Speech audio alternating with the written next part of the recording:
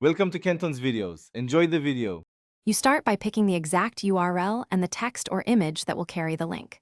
Once you've selected it, open the Link tool. Ctrl+K works in many editors, so you can paste the URL. Make sure the URL includes the protocol, like https, // because browsers treat bare domains differently. Also decide whether the link text should change. Keeping descriptive text improves usability. Once those basics are in place, you're ready to enter the address and advance to configuration. Now configure how the link behaves and why it matters. Paste the cleaned URL, and if the destination should open in a new tab, choose target equals blank, then add rel equals nupener for security. If the visible text is generic, replace it with a descriptive phrase so users and screen readers know the destination. Once done, add a title or area label for extra clarity and better accessibility.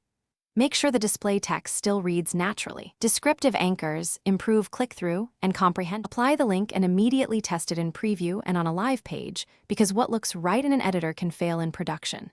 Make sure the protocol is intact, redirects land where expected, and the tap target is large enough on mobile. If the link isn't clickable, inspect for common issues. The editor might strip attributes, the CMS may sanitize scripts, or the URL may lack HTTPS. If that happens, open the link dialog again, re-enter the full URL, and save to force an update. Thanks for watching. Consider subscribing if we helped you.